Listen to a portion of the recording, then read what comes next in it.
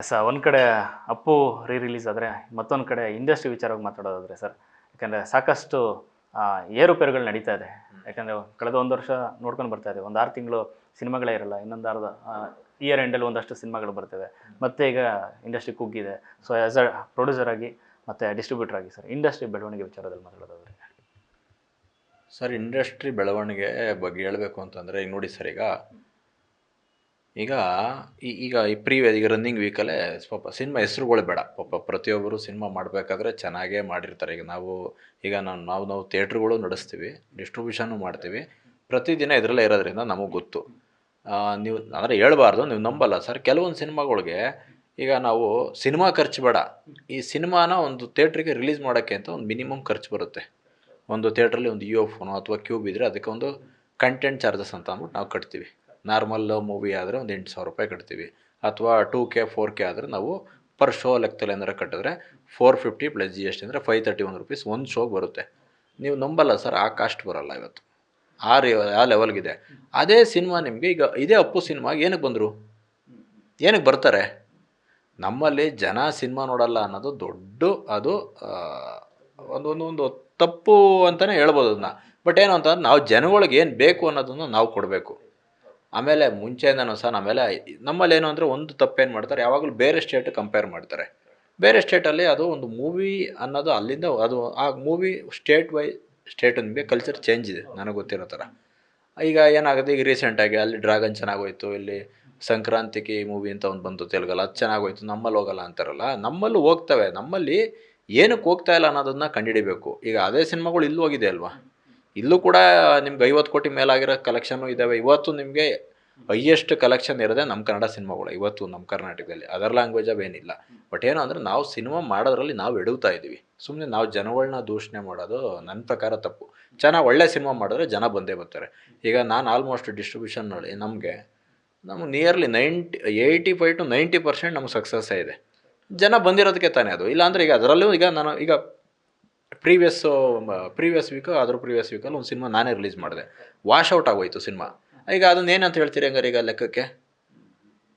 ಈಗ ಅದನ್ನೇನಂತ ಹೇಳ್ಬೇಕೀಗ? ಸಿನಿಮಾ ಚೆನ್ನಾಗಿಲ್ಲ, ಜನ ಬಂದಿಲ್ಲ ಅಷ್ಟೇ. ಇದರಲ್ಲಿ ಯಾರು ಲಕ್ ಡಿಸ್ಟ್ರಿಬ್ಯೂಟ್ರು, ಇವನು ಲತ್ತೆ ಡಿಸ್ಟ್ರಿಬ್ಯೂಟ್ರು, ಅವೆಲ್ಲ ವರ್ಡ್ಗಳೆಲ್ಲ ಇದೆಯಲ್ಲ, ಅದೆಲ್ಲ ನಾವು ನಾನ್ಸೆನ್ಸ್ಗಳದೆಲ್ಲ. ಸಿನಿಮಾ ಚೆನ್ನಾಗಿಲ್ಲ ಅಂದರೆ ಜನ ಬರೋಲ್ಲ. ಸಿನಿಮಾ ಚೆನ್ನಾಗಿದ್ರೆ ಒಂದು ಸಿನಿಮಾ ಸರ್, ಒಂದು 2023 ಅಂತ ಅನ್ಕೋತೀನಿ, ಒಂದು ಸಿನಿಮಾ ತೆಲುಗಲ್ಲಿ ಒಂದು ಸಿನಿಮಾ ಬಂತು.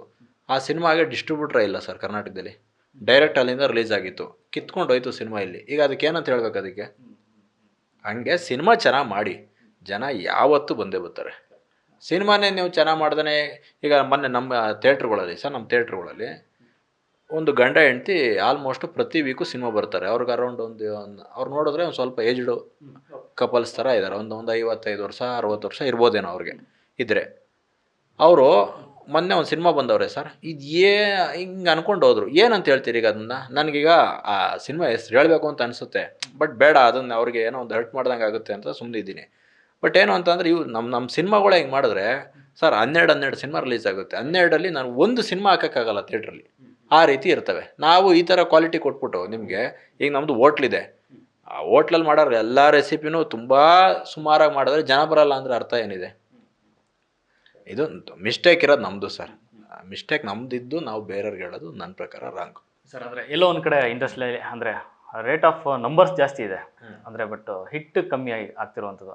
ಮೇ ಬಿ ಎಲ್ಲೋ ಒಂದು ಕಡೆ ನಮ್ಮ ಕಥೆಗಳ ವಿಚಾರದಲ್ಲಿ, ಕಂಟೆಂಟ್ ವಿಚಾರದಲ್ಲಿ ಅಲ್ಲಿ ಸೋಲ್ತಿದ್ವಿ ಅಂತ ಅನ್ಸುತ್ತೆ. ಮತ್ತೊಂದು ಕಡೆ ನಟರು ಕೂಡ ಕಮ್ಮಿ ಆಗ್ತಿರೋದು ಎಲ್ಲೋ ಒಂದು ಕಡೆ.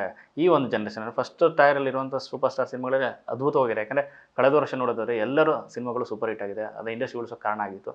ಬಟ್ ಸೆಕೆಂಡ್ ಟೈರಲ್ಲಿ ಒಂದಷ್ಟು ಹೀರೋಗಳು ಉಟ್ಕೋಬೇಕು ಅಥವಾ ಅವ್ರ ಸಿನಿಮಾಗಳು ಗೆಲ್ಲಬೇಕು ಅನ್ನೋದಿದೆಯಾ ಅಂತ? ಅದು ನಮ್ಮಲ್ಲಿ ಸರ್, ನಮ್ಮ ಸ್ಟೇಟಲ್ಲಿ ಒಂದೇನು ಅಂತಂದರೆ, ಮುಂಚೆಯಿಂದಲೂ ಇಲ್ಲಿ ಆರ್ಟಿಸ್ಟ್ ಡಾಮಿನೇಟೇ ಇಲ್ಲಿ ನಮ್ಮಲ್ಲಿ ಬಂದಿರೋದು. ನಮ್ಮಲ್ಲೇನು ಅಂತ ಅಂದರೆ, ಆರ್ಟಿಸ್ಟ್ ಸಿನಿಮಾಗೆ ಈಸಿಯಾಗಿ ಓಪನಿಂಗ್ ಸಿಗುತ್ತೆ. ಬಟ್ ನಾವು ಅಲ್ಲಿ ನೀವು ಒಂದು ಥಿಂಕ್ ಮಾಡಬೇಕು, ಆರ್ಟಿಸ್ಟ್ ಸಿನಿಮಾಗಳಿಗೆ ಖರ್ಚು ಹಂಗೆ ಆಗಿರ್ತದೆ. ಇಲ್ಲಿ ನಿಮಗೆ ನಾರ್ಮಲ್ ಆರ್ಟಿಸ್ಟ್ ಸಿನಿಮಾಗೆ 2 ಕೋಟಿ ಖರ್ಚಾಗಿದ್ದರೆ, ನಿಮ್ಗೆ ಆರ್ಟಿಸ್ಟ್ ಸಿನಿಮಾಗೆ 10 ಕೋಟಿ ಖರ್ಚಾಗಿರುತ್ತೆ. ಬಟ್ ನಿಮಗೆ ಅದು ರೆಮ್ಯುನರೇಷನ್ ವಿಷಯ ಆಗಿರ್ಬೋದು, ಅಥವಾ ಬೇರೆ ಬೇರೆ ಖರ್ಚುಗಳಲ್ಲಿ ಅದು ಅಷ್ಟು ಖರ್ಚಾಗುತ್ತೆ. ಇನ್ನು ಮಾಮೂಲಿಗೆ ಹೊಸಬ್ರಿಗೂ ಅದೇ ಜನ್ರೇಟ್ರ್ ಹೋಗಬೇಕು, ಹೆಚ್ಚು ಕಡಿಮೆ ಈಗ ಕ್ಯಾಮ್ರಾಗಳಲ್ಲೂ ಈಗ ಡಿಜಿಟಲ್ ಎಲ್ಲ ಬಂದಮೇಲೆ ಎಲ್ಲ ಕಡೆ 4K ಬಂದಿದೆ ಇವಾಗ, ಎಲ್ಲ ಕ್ವಾಲಿಟಿ ವೈಸಲ್ಲಿ ಎಲ್ಲ ಅವರು ಅದೇ ಈಗ ನಿನ್ನೆ ರಾತ್ರಿ ನಾನು ಶೂಟಿಂಗ್ ಹತ್ರ ಸುಮ್ಮನೆ ಹೋಗಿದ್ದೆ ನಮ್ಮ ಸ್ನೇಹಿತರದ್ದು ಹತ್ರ ಶೂಟಿಂಗ್ ಹತ್ರ. ಸರ್ ಅವ್ರು ಎಷ್ಟು ಚೆನ್ನಾಗಿ ಮಾಡ್ತಾಯಿದ್ರು ಅಂತ ಅಂದರೆ ನನಗೆ ಒಂಥರ ಗ್ರೇಟ್ ಅನ್ನಿಸ್ತು.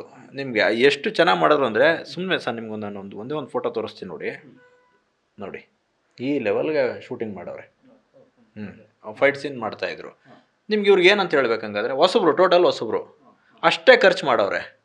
ಬಟ್ ನಾನು ಮನಸ್ಸಲ್ಲಿ ಅಂದ್ಕೊಂಡು ಪಾಪ ಇವರು ಅಷ್ಟೆಲ್ಲ ಸ್ಟ್ರಗಲ್ ಮಾಡಿ ಖರ್ಚು ಮಾಡ್ತಾರೆ. ಬಟ್ ಏನು ಅಂದರೆ ಎಲ್ಲೋ ಒಂದು ಕಡೆ ಎಡು ಬಿಡ್ತಾರೆ.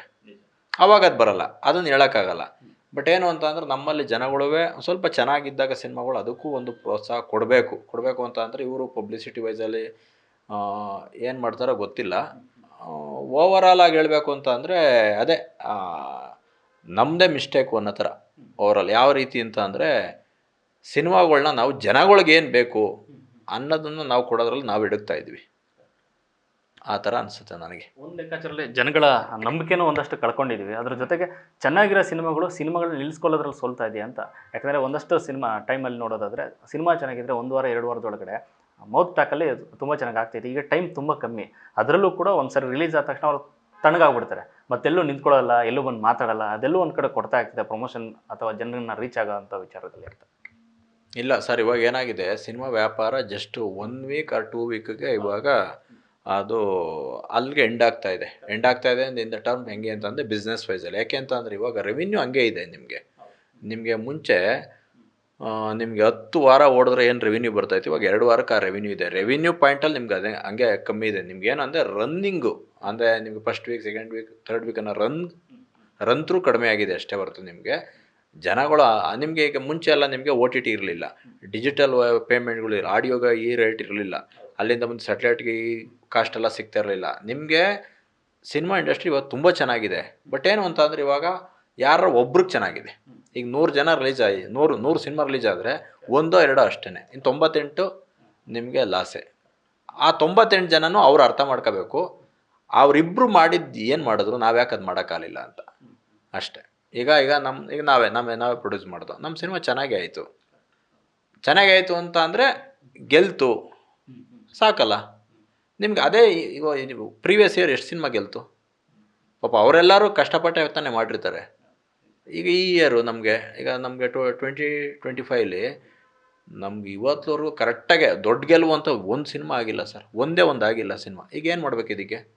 ಲಾಸ್ಟು ಡಿಸೆಂಬರಲ್ಲಿ ಬಂದಿದ್ದು ಲಾಸ್ಟ್ ಸಿನಿಮಾ ಮ್ಯಾಕ್ಸು, ಅದೊಂದು ಚೆನ್ನಾಗಿ ಆಗಿದ್ಬಿಟ್ರೆ ಅಲ್ಲಿಂದ ಇವತ್ತವರೆಗೂ ಒಂದು ಸಿನಿಮಾ ಇಲ್ಲ. ನಿಯರ್ಲಿ ಆಲ್ರೆಡಿ ನಮ್ಮದು ಮಾರ್ಚ್ ಮಿಡಲಲ್ಲಿ ಇದ್ದೀವಿ. ಇನ್ನೂ ಆಯ್ತು, ಈಗ ಮಾರ್ಚ್ ಮಿಡಲ್ ಇದ್ದಿದ್ದೀವಿ. ಇನ್ನು 3 ತಿಂಗಳಲ್ಲಿ ಯಾವ್ದು ಕಾಣ್ತಾ ಇದೆ? ನನಗೆ ಯಾವುದೂ ಕಾಣ್ತಾ ಇಲ್ಲ. ಅಥವಾ ನಾನು ಯಾವುದೋ ಮಿಸ್ ಮಾಡಿರ್ಬೋದೇನೋ 1-2. ಬಟ್ ನಿಮಗೆ ಸಿನಿಮಾಗಳೇ ಕಾಣ್ತಾ ಇಲ್ವಲ್ಲ. ಹತ್ರದಲ್ಲಿ ಯಾವುದೂ ಕಾಣ್ತಾ ಇಲ್ಲ. ಬರೋದು ಬೇರೆ, ಹತ್ರದಲ್ಲಿ ಈಗ ಸದ್ಯದಲ್ಲಿ ಯಾವುದೂ ಇಲ್ಲ. ಹಂಗಾಗಿ ಇಲ್ಲ ಅಂದರೆ ಜನ ಏನಕ್ಕೆ ಈಗ ಅಪ್ಪು ಸಿನಿಮಾಗೆ ಇಷ್ಟು ಜನ ಏನಕ್ಕೆ ಮನ್ನಣೆ ಕೊಡ್ತಾರೆ? ನಿಮ್ಗೇನು ಅಂತ ಅಂದರೆ ಜನಗಳಿಗೂ ಬೇಸತ್ತು ಹೋಗ್ಬಿಟ್ಟವ್ರೆ. ಜನಗಳಿಗೂ ಬೇಕಲ್ಲ ಒಂದು ಎಂಟರ್ಟೈನ್ಮೆಂಟ್ ಅನ್ನೋದು. ಅಪ್ಪು ನೋಡಿ, ನಾನು ಇವತ್ತು ಹೇಳ್ತೀನಿ, ಇನ್ನೊಂದು ಸಿನಿಮಾ ನಾಳೆ ರಿಲೀಸ್ ಇದೆ. ಅಪ್ಪು ಎಕ್ಸ್ಟ್ರಾರ್ಡಿನರಿ ಓಪನಿಂಗ್ ಇರ್ತದೆ. ಅದರಲ್ಲೂ ಅಪ್ಪು ಇದಾಗಲಿ ಆ ಕ್ವಾಲಿಟಿ ಏನಿದೆ, ಏನು ರೀಮಾಸ್ಟರ್ ಏನು ಮಾಡಿದ್ರು ಈ ಸಿನಿಮಾನ, ಸೌಂಡ್ ವೈಸಲ್ಲಿ ಹೆಂಗೆ ಅಂತ ನಾಳೆ ಥಿಯೇಟ್ರಲ್ಲಿ ಸಿನಿಮಾ ನೋಡಿದ್ಮೇಲೆ ಜನ ಅವರು ಹೇಳಲಿ, ಆ ಲೆವೆಲ್ಗಿದೆ.